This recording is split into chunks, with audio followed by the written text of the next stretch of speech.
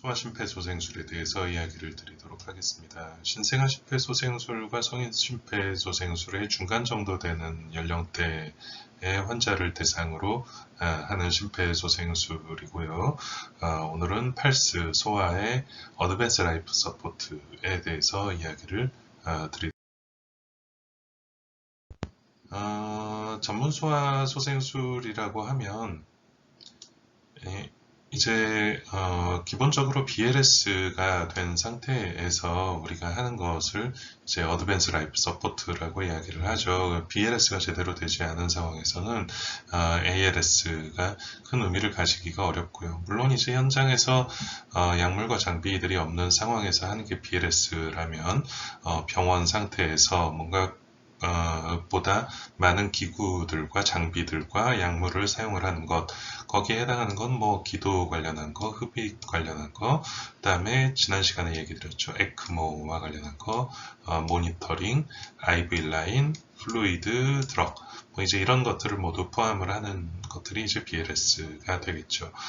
그리고 이제 어떤 특수한 상황에서의 소생술, 뭐 외상이라든지 화상이라든지 익수 같은 이런 상황, 그리고 특수한 처치가 필요한 경우, 그리고 뭐 이송이라든지 가족의 참관, 윤리적인 문제, 이제 이런 모든 것들이 다 이제 어드밴스 라이프 서포트에 포함이 되는 내용이라고 하겠습니다.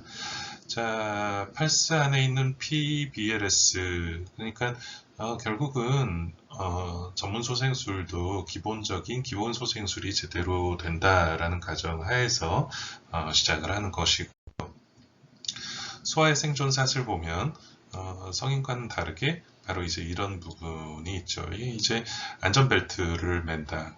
예방이죠, 예방. 이미 어떤 상황이 발생을 한 상황에서는 늦을 가능성이 많습니다. 소아의 경우에는 완전한 어떤 심장의 문제로 인한 심정지가 흔하지 않고요.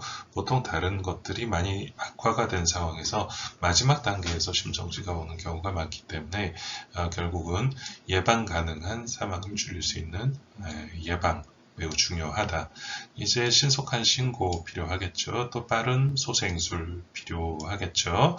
그리고 빠른 전문 소생술, 그 다음에 심정지 이후의 통합적인 치료들이 중요하다.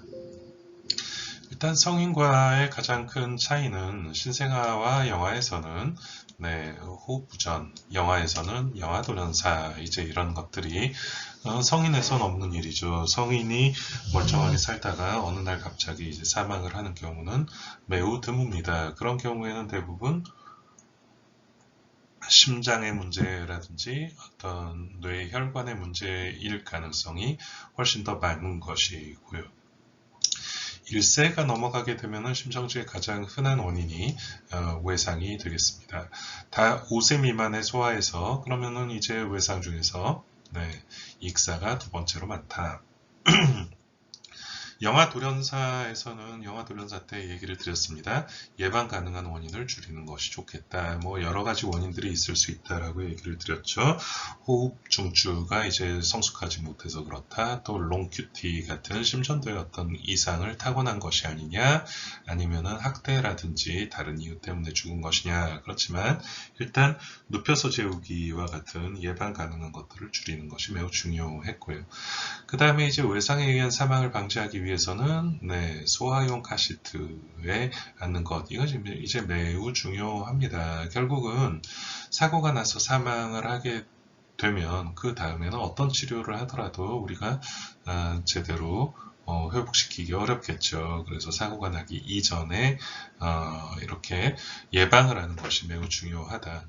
익사 방지를 위해서 무엇이 중요합니까? 안전장비가 중요하죠. 개인보호장비, 공명복이라든지 목이 잠기지 않게 목에다가 이렇게 풍선같이 튜브 하는 아이들 많이 보셨죠. 또 우리나라에는 집에 수영장이 있는 집들이 흔치 않지만 외국에는 집에 수영장이 있는 집들이 흔하죠. 그래서 아이들이 놀다가 빠지지 않도록 수영장이 있으면 반드시 안전 펜스를 하게 되어 있습니다. 자, 우리가 외상에 의한 사망이라고 얘기를 할 때 3피크 모델을 이야기를 합니다. 3피크는 이제 봉우리가 3개가 있다고 그랬죠. 외상에 의해서 사망을 하게 될 때 초기의 사망, 그 다음에 그 조금 지난 서브어큐트 때 사망, 그 다음에 지연에서 사망, 네, 이런 식으로 3피크가 된다. 그럼 이제 퍼스트 피크는 뭐냐? 병원 전 단계 사망이죠. 우리가 보통 사고가 아주 크게 났을 때 아주 심하게 다친 경우, 심각한 두부 손상이나 다량 출혈이 있을 경우에는 현장에서 바로 사망을 하게 됩니다. 그게 이제 퍼스트 피크가 되겠습니다. 세컨드 피크는 초기 사망인데요. 결국은 이제 우리가 노력을 하는 골든타임이라고 하는 것은 이 바로 세컨드 피크를 최대한 예방을 하자, 최대한 회복을 시키자라는 의미라고 생각을 하시면 되겠습니다. 초기 사망은 수분 내지 수시간에 사망을 하게 되는데 심하게 다쳤다 하더라도 현장에서 바로 사망하지 않는 경우들이 있죠. 두부, 흉부, 복부. 네, 결국은 여기서 중요한 것은 뭐냐? 골든타임을 지켜주는 것이죠. 그게 이제 바로 세컨드 피크입니다. 그러기 위해서 빠른 이송, 또 적절한 이송, 그리고 병원에 이송되었을 때 가능한 빠르게 원인 파악을 하고 수술을 들어가는 것, 이게 이제 매우 중요한 얘기가 되겠죠. 서드 피크는 지연 사망이라고 이야기를 합니다. 초기에 이제 적절한 치료를 해서 사망을 벗어났는데 그 다음에 이제 수일 또는 수주 안에 이제 중환자실에서 치료를 하던 중 네, 저산소성 손상, 다발성 장기 부전에 의한 이제 서드 피크가 되겠습니다. 그래서 이제 외상에 의해서 사망을 하는 것은 3피크 모델이고요. 우리가 병원 전 단계와 병원 단계의 빠른 이송, 골든타임을 이야기를 하는 것은 바로 이 세컨드 피크에 대한 이야기입니다. 퍼스트 피크를 예방할 수 있는 방법은 뭐가 있을까요? 현장 즉사를 어떻게 예방할 수 있죠? 네, 바로 예방밖에 방법이 없다. 즉, 퍼스트 피크를 줄이기 위해서는 예방, 세컨드 피크를 줄이기 위해서는 올바른 외상 체계, 그리고 서드 피크를 줄이기 위해서는 뭐가 필요하겠죠? 네, 중환자실에서 적절한 처치가 필요하겠다라고 이야기를 할 수가 있는 것이죠. 자, 이제 이게 1990년에서 2000년까지 10년간 어린이 안전사고 사망률이에요. 이제 교통사고를 보면 1990년대에는 상당히 많은 비율을 차지를 하다가 절반 이하로 떨어지게 됐죠. 2000년까지. 이 동안에 차도 많이 늘어나고 했을 텐데 교통량도 늘어나고 인구도 늘어났고요. 그 사망률은 왜 줄어들었을까요? 익수, 낙상, 질식은 10년간 거의 사망률에 변화가 없습니다. 이렇게 드라마틱하게 사망률을 줄일 수 있는 가장 중요한 이유는 무엇이었다? 네, 바로 안전띠가 1990년대 중반에 안전띠가 법제화가 되었습니다. 여러분들 이런 차량용 어린이 시트에 앉아본 기억이 있으신가요? 이전에 이제 강의할 때 이런 건 많이 물어봅니다. 혹시 내가 어렸을 때 어린이 카시트에 앉아본 기억이 있느냐? 그럼 이제 대부분은 기억이 없다고 그래요. 근데 지금 보시면 이 아이가 지금 한 몇 살쯤 돼 보이나요? 한 5살, 4살, 5살 정도 돼 보입니다만 4살, 5살 당연히 이제 어린이 안전 카시트에 앉아야 되는 것이고요. 그럼 이제 몇 살까지 타는 것이 맞느냐? 이제 나이 기준이 아니고 키 기준이나 몸무게 기준으로 이야기를 합니다. 보통 32kg에서 35kg 정도까지는 카시트에 앉아라 라고 되어 있어요. 그럼 이제 한 32에서 35kg 정도 되려면 몇 살 정도 될까요? 초등학교 한 중간 정도는 될 거라고 봅니다. 결국은 여러분들이 너무 일찍 카시트를 졸업을 한 거예요. 네. 나중에 이제 여러분들이 자녀를 키울 때는 꼭 초등학교 중간 한 35kg까지 클 정도까지는 꼭 카시트에 앉히시면 좋겠습니다. 이제 인저리 프리벤션 매우 중요한데요. 안전교육 당연히 중요하고요. 개인 보호 장구, 이런 액티비티, 뭐 이제 그 싱싱카를 탄다든지, 인라인 스케이트를 탄다든지, 자전거를 탄다든지, 꼭 이런 보호 장구 하는 것, 카시트 얘기 드렸고요. 그리고 어린이 보호구역을 준수하는 것, 그리고 네, 이런 식으로 안전 펜스를 만들어주는 것, 수영장이 있으면 수영장 옆에 아이들이 빠지지 않도록 이렇게 펜스를 하는 것, 네, 이제 결국은 이제 개인 보호 장구도 중요하지만 위험 요소 자체를 처음부터 차단하는 것도 매우 중요하겠다. 그리고 사회적인 안전망 구축이 중요합니다. 자, 그래서 심폐소생술의 우리 핵심 포인트를 한번 되짚어 보도록 하겠습니다. 우리가 이제 성인 심폐소생술도 마찬가지고, 소아에서 영유아에서 심폐소생술도 마찬가지고, 심폐소생술이라고 하는 게 이제 근대적인 심폐소생술이 완성이 된 게 한 50년도 되지 않습니다만, 그 이제 50년 동안 아주 많은 발전이 있었죠. 우리가 그동안 이제 알아온 것이 무엇이냐?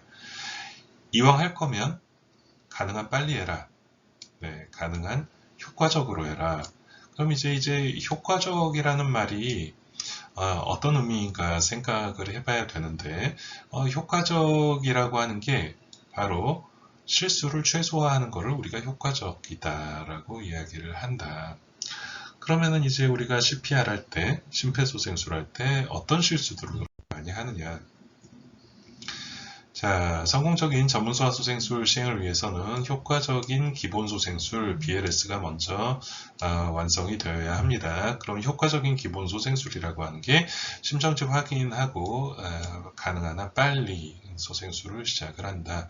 10초 이내라고 해서 10초를 기다렸다라는 얘기가 아니에요. 만약에 심정지가 확인이 되었다면 바로 소생술을 시작하는 것도 충분히 빨리 해줘야 되고요. 충분히 깊이 해줘야 돼요.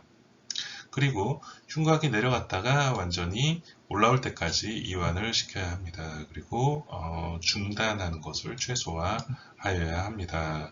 그리고 충분히 흉곽이 상승하는 걸 확인하고 과호흡을 방지하여야 합니다. 이게 이제 효과적인 소생술이죠. 자, 그래서 가장 흔하게 우리가 하고 있는 실수들은 무엇이냐?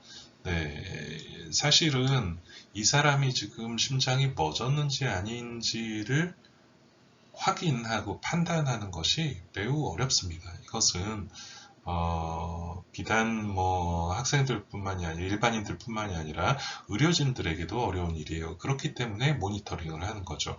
모니터링이 없는 상태에서 지금 이 사람의 심장이 멎었다라고 판단을 하는 것, 네, 매우 어려운 일입니다. 예, 인지가 늦어지는 것이 되게 흔한 실수이고요. 또 흔한 실수가 네, 효과적이지 않은 술기들입니다. 효과적이지 않은 술기들은 네, 이런 것들이죠. 네, 충분히 깊이 누르지 못하는, 충분히 강하게 누르지 못하는 것, 네, 또 횟수가 너무 느린 것, 또 너무 과하게 환기하는 것, 제세동이 늦는 것, 네, 중단이 잦은 것, 이런 것들이 실제로 우리가 인지하지 못할 수 있어도 흔하게 현장에서 나타날 수 있는 실수들이 되겠습니다. 우리가 중단 없는 심장 압박의 중요성을 이야기할 때 보통 이제 이 그림을 많이 설명을 하는데요. 이게 이제 과거에 15대 2에서 네, 15대 1에서 30대 2로 바뀌게 되면서 이제 이 설명을 했던 실험 중에 하나입니다. 우리가 심장 압박을 하는 동안에는 우리가 평소에 이제 심장이 뛰고 있는 동안에는 수축기와 이완기의 혈압이 둘 다 존재를 해요. 이 얘기는 무슨 이야기냐? 예를 들어 혈압이 120에 80이라고 치면은 네, 120에 80이라고 하는 혈압이 의미는 심장이 수축할 때는 120만큼의 압력으로 내려가고 심장이 수축하지 않고 이완할 때도 80이라는 압력으로 결국은 심장이 수축을 하는 동안에도 이완을 하는 동안에도 피는 한 방향으로 계속 흘러주고 있다라는 뜻이 되는 것이에요. 근데 이제 심장 압박을 할 때는 어떻게 될까요? 우리가 수축기 혈압은 억지로 만들어낼 수 있지만 이완기 혈압을 만들어낼 수는 없습니다. 그렇기 때문에 심장 압박을 할 때의 혈압은 뭐 60의 빵, 뭐 70의 빵, 뭐 이 정도밖에 되지 않는다는 것이죠. 자, 우리가 심장 압박을 하면서 에어타와 라이트 에이트리움에 실제로 압력계를 넣어서 압력을 재었습니다. 근데 이제 중단하고 있는 동안에는 아예 빵으로 떨어지고요. 심장 압박을 할 때 이런 식으로 계단식으로 압력이 차근차근 올라가서 유지를 하더라. 그러다가 심장 압박을 중단을 하면 다시 제로로 떨어져요. 자, 그래서 한 대여섯 번 하고 마는 것이 좋겠는가? 아니면 보다 많은 숫자의 심장 압박을 하는 것이 좋겠는가? 당연히 보다 많은 심장 압박을 하는 것이 훨씬 더 좋은 상황이죠. 그리고 가능하면 중단이 없어야 되겠죠. 그것이 이제 가장 중요한 심장 압박의 포인트가 되겠습니다. 자, 과하게 환기하는 것이 위험한가? 보통은 이제 숨을 쉬지 않기 때문에 우리가 무의식적으로라도 왠지 좀 많이 주고 싶어요. 숨을 많이 쉬게 해주고 싶어. 그러나 이제 실제로 심장이 뛰지 않는 상황에서 폐 속으로 산소가 들어가는 것은 별다른 의미를 가지지 못합니다. 자, 이제 이 테이블을 보면 이건 이제 mean intrapulmonary pressure예요. 그러니까 평균적으로 폐 안의 압력이 되겠습니다.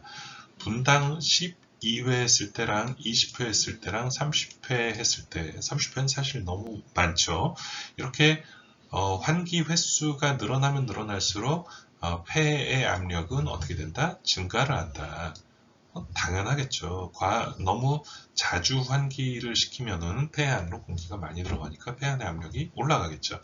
그러면은 폐 안의 압력이 올라갈수록 CPP는 코로나리 퍼퓨전 프레셔입니다. 관상동맥의 관류압이 되겠고요. RA 우심방의 다이아스톨릭 이완기 압력이 되겠습니다.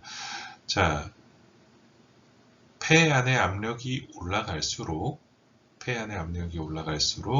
네, 관상동맥의 관류압은 떨어진다. 즉 폐의 압력이 올라가면 심장을 눌러서 심장의 관류압 자체가 떨어지게 되니 환기를 막 과하게 시키면 좋지가 않겠다라는 얘기겠죠. 자, 심실세동, 아이들에 있어서는 어른들만큼 흔하지는 않지만, 심실세동도 없는 것은 아닙니다. 심실세동이 생길 때는 줄수를 낮춰서 우리가 재세동을 하게 되겠죠. 자, 우리가 심실세동이라고 하는 것은 심장이 어떻게 부들부들 떨리고 있는 상황이다. 근데 지금 이 상황이 심실세동이 생기자마자 생기고 있는 앰플리튜드가 상당히 큰, 심하게 부들부들하니 떨고 있는 상황이다 라고 한다면 시간이 지날수록 심장이 차츰차츰 에너지원이 소모가 되고 떨리는 이 앰플리튜드가 낮아지겠죠. 앰플리튜드가 지금 낮아지고 있죠. 자, 그러면은 재세동을 할 때 이런 쪽 리듬이 잘 다시 돌아올까요? 아니면 이런 쪽 리듬이 잘 다시 돌아올까요? 당연히 앰플리튜드가 높은 쪽이 재세동을 하였을 때 효과가 훨씬 더 좋습니다. 그렇기 때문에 우리가 심장 압박을 중간에 계속적으로 해줘서 네, 이렇게 되어 있는 VF 리듬을 다시 이렇게 만든 상태에서 재세동을 때려줘야 이것이 바로 회복의 가능성을 높이게 되는 것이다. 자, 그래서 우리가 심실세동이라 하더라도 재세동기를 준비하는 동안에 계속적으로 체스트 컴프레션을 하는 거고요. 심실세동도 가능한 빨리 초기에 재세동을 하는 것이 좋겠다. 자, 그래서 예전에 이제 2010년 가이드라인 나올 때 예전에는 재세동을 해야 할 리듬이라고 한다면 재세동을 먼저 한 다음에 체스트 컴프레션을 했다. 근데 이제 그것을 심장 압박을 먼저 할 것이냐 아니면 재세동을 먼저 할 것이냐 상당히 이제 많은 논란들이 있었습니다. 자, 이제 까만 점으로 되어 있는 게 심폐소생술 즉 체스트 컴프레션을 먼저 했었고요. 삼각형으로 된 게 재세동을 먼저 했었다. 근데 이제 재세동을 먼저 한 것과 심장 압박을 하고 나서 재세동을 한 것이 리스폰스 타임으로 보면은 초기에는 별로 차이가 없어요. 근데 시간이 지날수록 10분, 12분 지날수록 네, 제세동을 먼저 한 그룹들이 별로 좋은 결과를 보이지 못했다. 이 체스트 컴프레션을 한 그룹들이 오히려 더 높은 반응을 보였다라고 하는 것은 상식적으로 생각을 해봤을 때 우리가 심정지가 왔을 때 초기 한 3, 4분 정도까지는 폐 안에 산소가 어느 만큼 남아 있어요. 그렇기 때문에 심장 압박을 하건 제세동을 먼저 하건 크게 차이가 없었다. 근데 시간이 지나면은 폐 안에 산소가 떨어지게 되죠. 그리고 조직 자체에도 산소가 떨어지게 됩니다. 그렇게 된 상황에서는 우리가 제세동만으로 이것을 회복시키기에는 쉽지가 않다. 결국은 그래서 우리가 모든 경우에서 체스트 컴프레션을 먼저 하는 것이고요. 심지어 제세동기를 가져오고 붙이는 과정에서도 체스트 컴프레션을 계속 하고 있는 이유가 이제 이런 이유 때문에 그렇게 되겠습니다. 자, 그래서 아무리 우리가 심폐소생술을 열심히 잘한다 하더라도 실제로 정상적으로 심장이 뛰어서 생기는 카디악 아웃풋에 비해서 25%밖에 되지 않는다는 것이죠. 아무리 잘하는 사람이 한다 그래도 정상을 100이라고 본다면 25%밖에 되지 않습니다. 근데 여기서 체스트 컴프레션을 너무 조금 한다든지 너무 약하게 한다 더 떨어지겠죠. 환기를 너무 과하게 한다 더 떨어지겠죠. 그리고 중단이 매우 길다 이렇게 되겠죠. 사실 이런 상황이 되면은 심장 압박이나 심폐소생술을 하는 의미가 거의 없다. 이렇게 되지 않도록 우리 이론적으로 가장 베스트 시나리오가 무엇이냐라고 봤을 때 바로 이것이 최대한 압박을 제대로 하고 충분한 횟수, 충분한 깊이, 그 다음에 중단을 최소화하고 다시 또 이렇게 하고 이것이 우리가 이제 현실적으로 도달 가능한 최고의 심폐소생술 시나리오가 아닐까라고 생각을 합니다. 자, 이제 팔스 적용에 대해서 이야기를 할게요. 팔스라고 했는데 훨씬 더 적은 것 같은데요. 자, 이제 과거에 팔스를 이야기를 할 때 몇 살부터 과연 소화소생술에 적응하는 것이 이제 맞느냐. 우리가 보통 영유아라고 얘기를 할 때는 돌 미만을 얘기를 한다. 소아라고 할 때는 1에서 8세 정도까지를 이야기를 하는데 초등학교 입학 전이죠. 이 정도면은.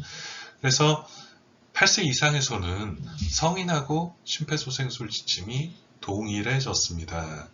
과거에는 성인이라고 하는 기준을 어떻게 잡았었냐면 2차 성징, 그래서 뭐 음모라든지 겨드랑이 털 아니면 뭐 유방의 발육 이제 이런 거를 보고 2차 성징이 나타나게 되면 그때부터는 이제 성인이라고 우리가 하자라고 했는데, 그러면은 초등학교 들어가자마자 2차 성징이 나오지 않잖아요. 보통 이제 초등학교 8세에서 한 11살, 12살, 요새는 이제 사춘기가 조금 더 빨라지고 있는 경향이긴 하지만 8세에서 청소년기 사이의 아이들이 소아소생술의 지침을 따르는 게 나으냐, 성인소생술의 지침을 따르는 게 나으냐 봤을 때 성인하고 심정지 원인이 비슷해진다라고 합니다. 또 그리고 연령 판단의 잘못으로 중대한 위해, 이제 소아소생술과 성인소생술의 어떤 차이를 이야기를 하자면 일단 용량이 작아요. 크기도 작고 약을 쓰는 용량도 작고 그 다음에 제세동을 하는 에너지도 낮습니다. 그래서 뭔가 조금 시행을 했을 때 적게 들어가게 될 때 이것이 제대로 소생이 되지 않는 그러한 어떤 중대한 위해가 있을 수가 있다. 결국은 지금 현재 기준은 어떻다? 8세 이상에서는, 즉 초등학생 이상에서는 성인과 심폐소생술 지침이 동일하다. 그렇다면 우리가 지금 여기 8세에서 다루고 있는 소아의 기준은 1세에서 8세다 라고 이해를 하면 되겠습니다. 자, 가슴 압박의 적용. 우리가 이제 소아나 신생아 같은 경우에는 손가락으로 누를 수 있고요. 엄지손가락으로 이렇게 가슴을 움켜쥐듯이 몰아서 쥐고 하는 경우도 있고요. 이렇게 손가락으로 누르는 경우도 있다. 이게 이제 어떤 경우에 이렇게 하고 어떤 경우에 이렇게 하느냐. 네. 우리가 심장 압박을 할 때 가장 중요한 것은 무엇입니까? 충분한 깊이가 눌러져야 한다는 점이에요.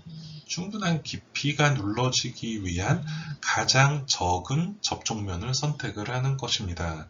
그래서 손가락으로 눌러서 지금 우리가 가슴 압박의 깊이를 어느 정도로 얘기하고 있죠? 3등분을 해서 최소한 3분의 1 이상 눌릴 정도로 우리가 누르는 것입니다. 그래서 요만큼의 깊이가 들어갈 수 있도록 손가락 하나로 가능하다면 하나로 하는 것이고 두 개로 가능하다면 물론 이제 하나로 가능한 경우는 흔치 않습니다만 손가락으로 눌러서 그 정도의 깊이가 충분히 들어갈 수 있다라고 한다면 네, 이렇게 하는 것이고요.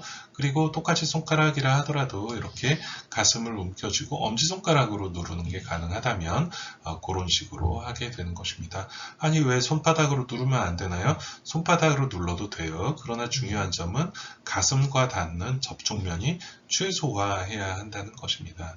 자, 이 정도 되는 아이를 심폐소생술을 하는데 손가락으로 가능할까요? 네, 충분히 들어가지 않을 가능성이 많습니다. 최소한 이 정도 깊이까지 들어가야 되는데요. 그렇기 때문에 한 손을 사용을 하는 것이고요.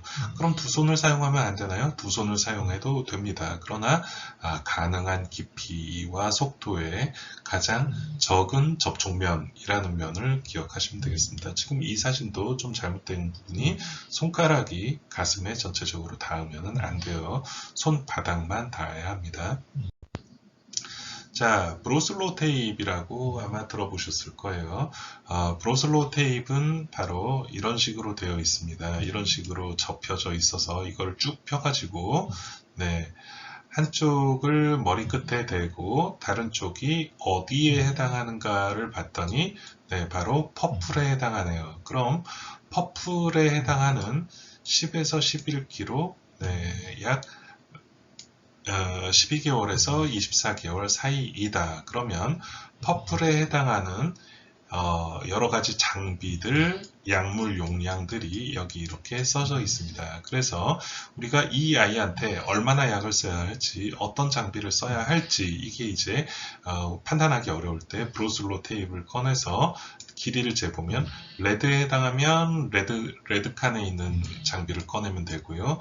퍼플에 해당하면 퍼플에 해당하는 장비를 꺼내면 되겠습니다. 퍼플에 해당하는 장비를 꺼내면 이 크기에 맞는 여러 가지 장비들, 약물들이 여기 이제 미리 정리가 되어 있어야 되겠죠. 그래서 이 브로슬로 테이프는 실제로 응급실 현장에서도 많이 사용을 하고 있고요. 그리고 응급실 카트는 이런 식으로 색깔 칸으로 되어 있어서 각각에 맞는 그런 장비들이 예를 들어 그린에 맞는 장비는 그린가 스톡이 되어 있고 관리가 되어 있어야 되겠죠. 그래서 이 결국은 우리가 책을 찾아보고 어떤 컴퓨터를 찾아볼 시간이 없기 때문에 이런 장비들을 사용을 해서 소아에서 응급처치를 한다. 자, 소아의 소생후 치료. 소생후 치료는요. 소생술을 했는데 아이가 심장이 다시 뛰고 있어요. 그러면은 심장이 다시 뛰면은 가만히 내비두면 될 것이냐? 그게 아니고 적절한 소생후 치료를 해 주어야 한다. 적절한 소생후 치료는 조직과 세포의 관류, 이게 이제 퍼퓨전이라고 그랬죠. 관류를 회복하고 정상적인 대사 과정의 회복을 돕는 일련의 과정을 얘기를 한다. 쇼크 호흡부전 심정지에서 자발순환이 회복된 이후의 치료를 우리가 소생후 치료라고 이야기를 합니다.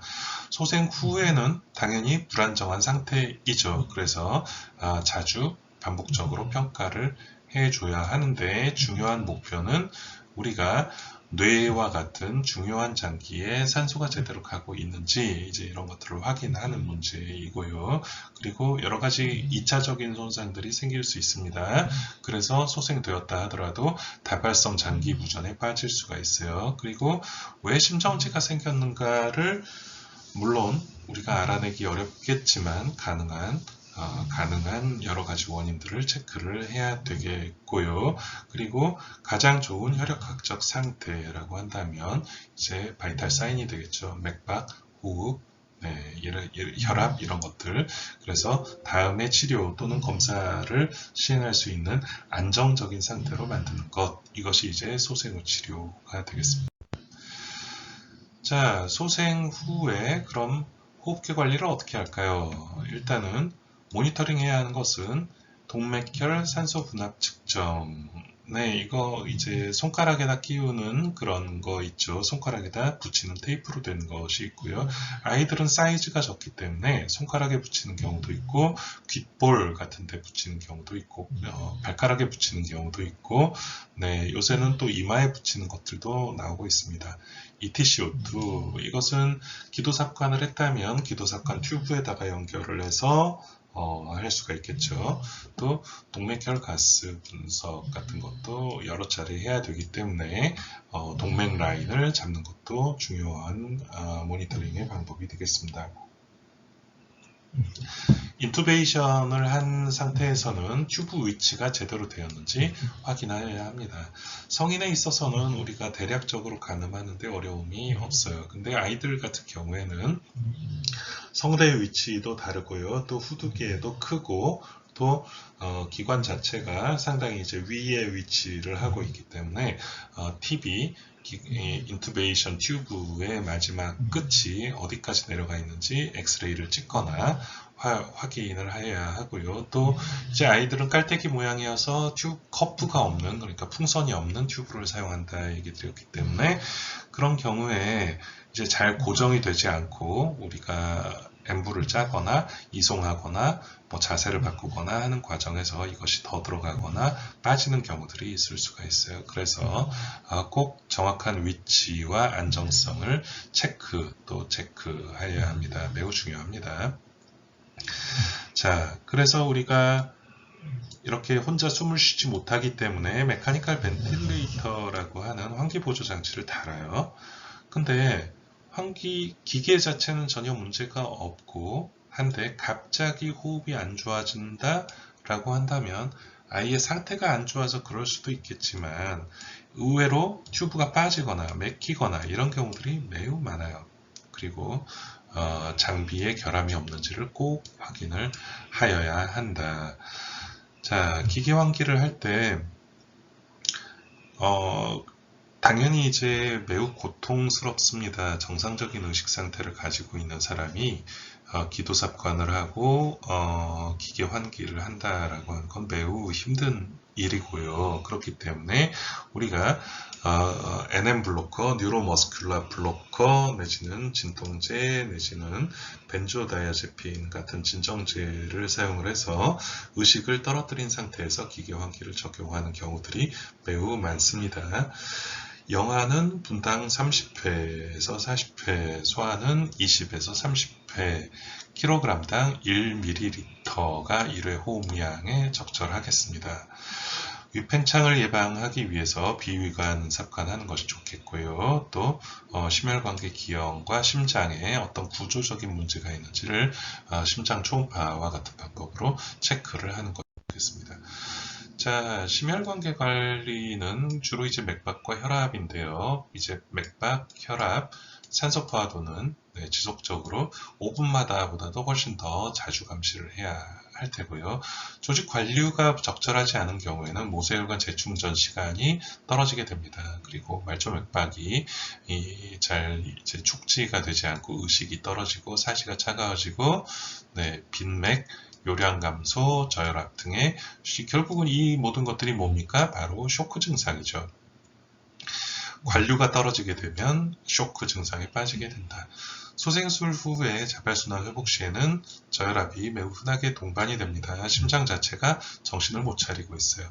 수축기 혈압이 연령 기준 500분위수 이상을 유지하도록 수액 또는 혈압 상승제, 우리가 에피네프린이라든지 노에피네프린, 또 도파민과 같은 승합제는 혈압을 올린다라는 뜻으로 승합제라고 이야기를 하는데, 정확하게 얘기하면 혈관과 심장을 수축시키는 약이라고 이해를 하시면 되겠습니다.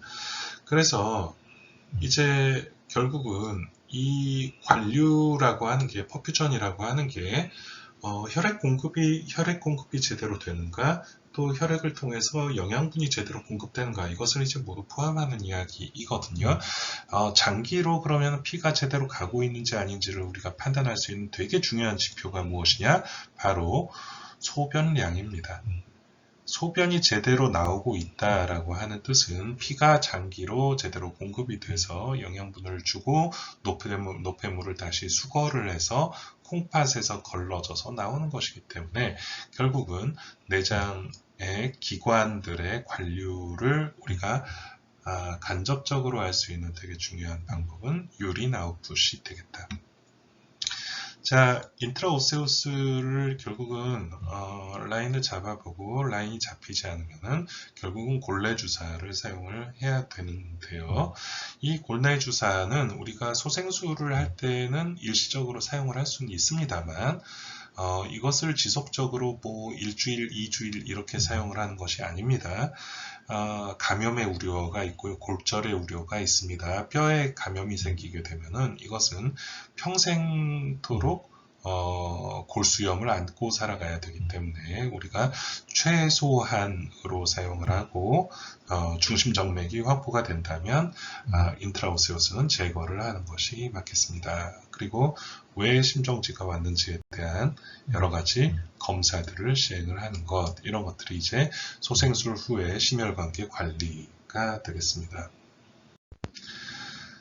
자, 소생술 후에 우리가 혈압 유지를 위해서 여러 가지 약물들을 사용을 하게 되는데,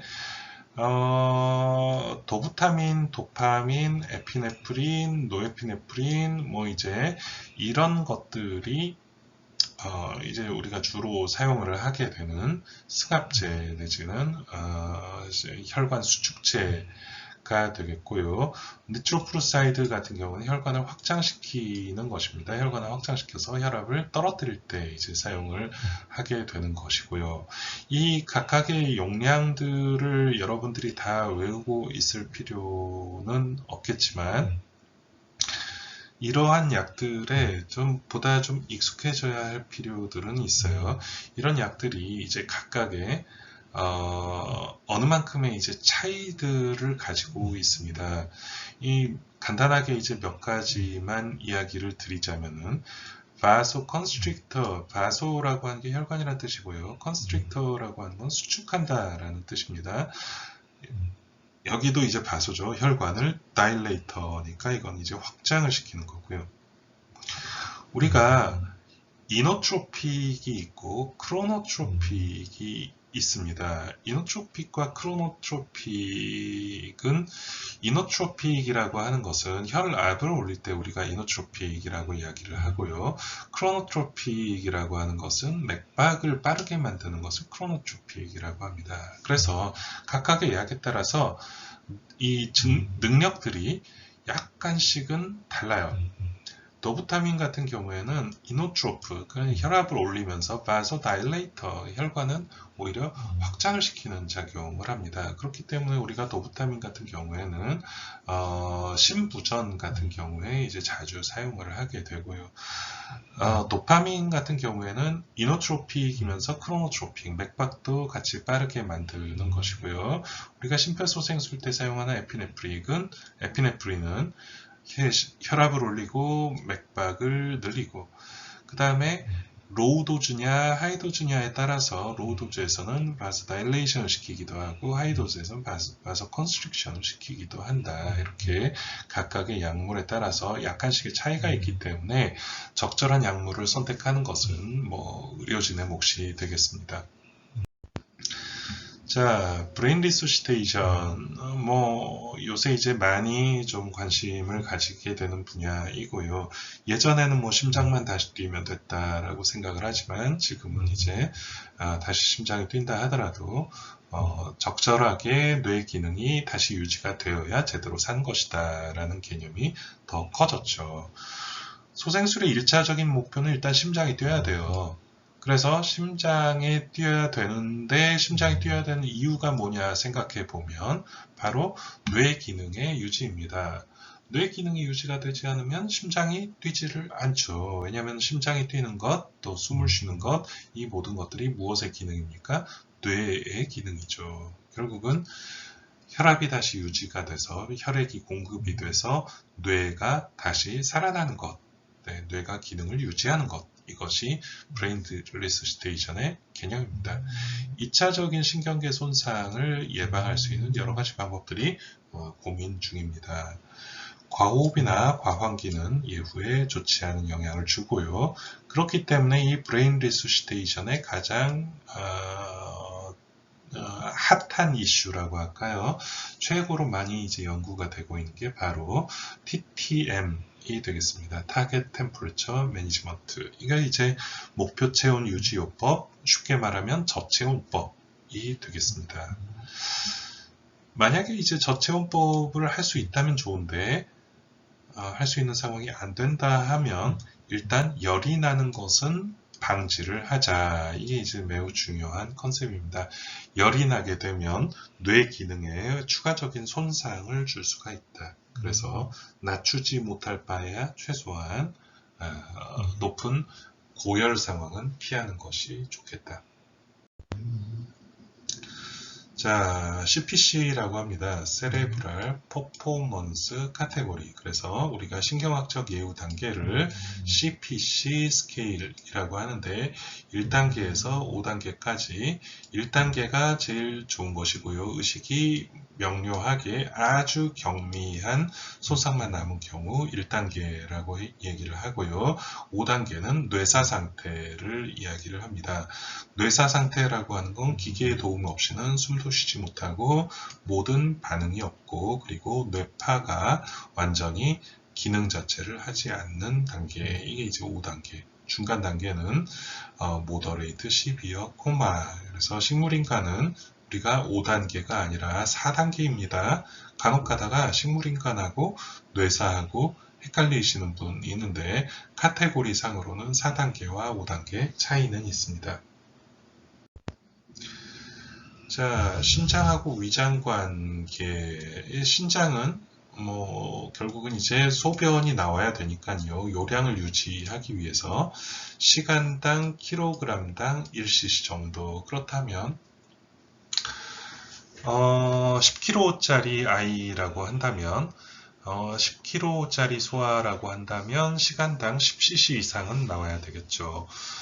청소년 이상이 된다면 시간당 30cc 이상은 소변량이 나와야 됩니다. 여러분들 화장실에 몇 시간마다 가세요? 물론 커피 먹고 그러면 더 자주 가겠지만 보통은 이제 성인에 있어서 방광의 용량이 300cc가 넘어가게 되면 그때부터는 요의를 느끼게 됩니다. 300cc는 여러분들 마시는 종이컵의 커피가 약 200에서 250cc 정도 된다.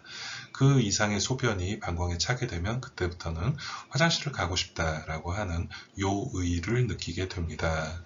그래서 시간당 30cc면은 약 최소 10시간, 최소 하루에 2번 이상은 화장실을 가고 싶은 느낌이 들겠죠. 물론 여러분들은 그보다 훨씬 더 자주 화장실을 갈 것입니다. 그래서 아주 최소한의 소변량이라고 이해를 하시면 되겠습니다. 이거보다 많이 높아야 돼요.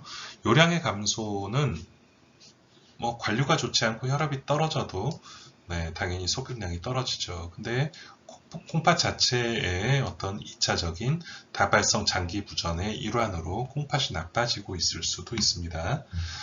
장 운동이 떨어지면 장음이 들리지 않아요. 그리고 가스가 차기 때문에 가스가 내려가 주지 못하기 때문에 복부 팽창이 나타날 수도 있습니다. 그래서 비관을 삽관을 하고요.